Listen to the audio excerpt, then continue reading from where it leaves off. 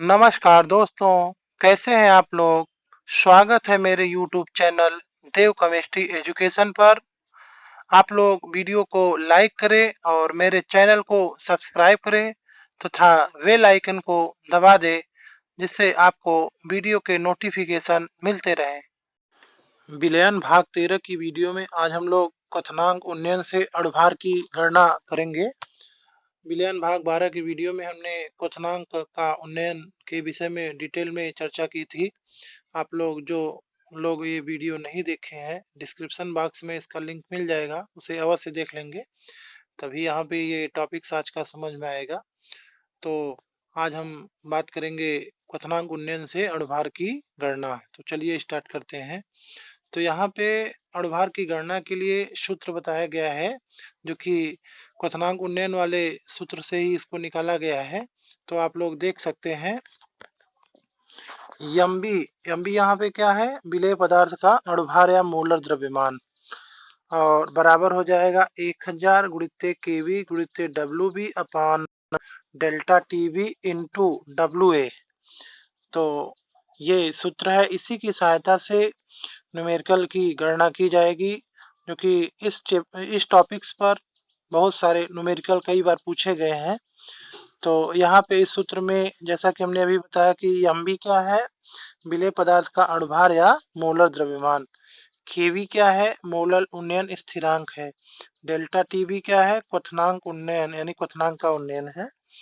W A क्या है, विलायक का भार, और डब्ल्यू बी क्या है, विलेय का भार। तो अब हम लोग इस सूत्र पर आधारित एक न्यूमेरिकल की बात करेंगे। तो चलिए इस न्यूमेरिकल को हम पढ़ते हैं। एक कार्बनिक पदार्थ के जलीय विलयन जिसमें 6 ग्राम पदार्थ 100 ग्राम जल में घुला है, इसका क्वथनांक 100.51 डिग्री सेल्सियस है तथा शुद्ध जल का क्वथनांक 100 डिग्री सेल्सियस है। पदार्थ के अणुभार की गणना कीजिए। तो यहाँ पर क्वेश्चन में ही दिया है, जल का केबी बराबर 0.51 डिग्री सेल्सियस मोलर इनवर्स। तो हम पहले इस क्वेश्चन में से सारे मानों को देखेंगे, कौन कौन से मान दिया गया है। तो यहाँ हम लोग देख सकते हैं कि यहाँ पे जो विलेय पदार्थ है वह 6 ग्राम है, यानी डब्ल्यू भी विलेय पदार्थ होगा तो यहाँ विलेय पदार्थ की मात्रा कितनी हो जाएगी, 6 ग्राम।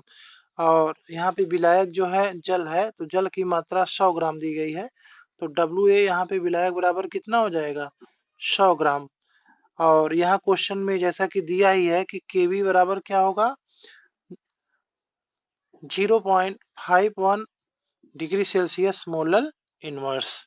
और डेल्टा टीबी का मान हम लोग निकाल लेंगे, क्योंकि विलयन का क्वथनांक 100.51 डिग्री सेल्सियस है, जबकि जल का क्वथनांक 100 है, तो इसमें से घटाएंगे तो डेल्टा टीबी मतलब क्वथनांक का उन्नयन पता हमें चल जाएगा। तो यहाँ पे आया 0.51 डिग्री सेल्सियस। अब इन मानों को हम इस फार्मूले में रखेंगे, तो हमें यहाँ ध्यान देना होगा इस फार्मूले के विषय में।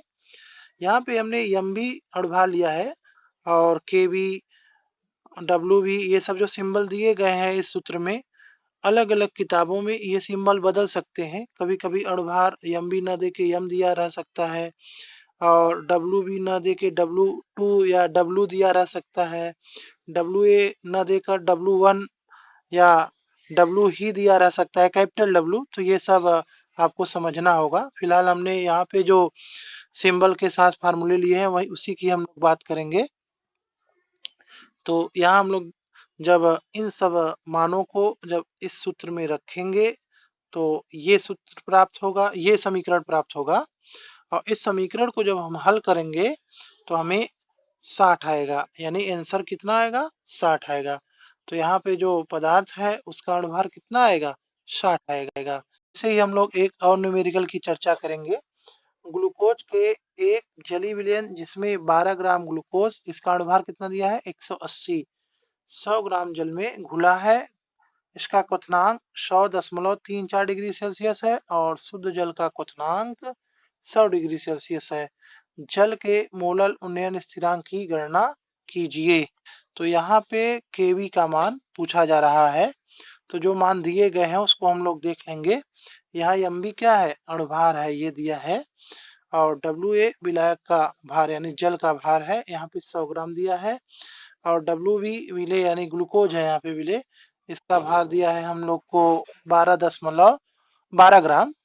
और उसके बाद डेल्टा टीवी का मान हम लोग घटा कर निकाल लेंगे, तो ये आएगा 0.34 डिग्री सेल्सियस। तो इन सब मानों को जब हम लोग इस सूत्र में जब रखेंगे, तो हमें आंसर जो होगा ये प्राप्त होगा 0.51 डिग्री सेल्सियस मोलर इनवर्स।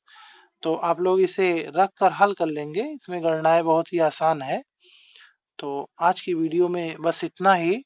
आप लोग मेरे चैनल को सब्सक्राइब करें और बेल आइकन को दबा दें, जिससे अगली वीडियो के नोटिफिकेशंस आपको मिलते रहे। ठीक है, मिलते हैं अगली वीडियो में।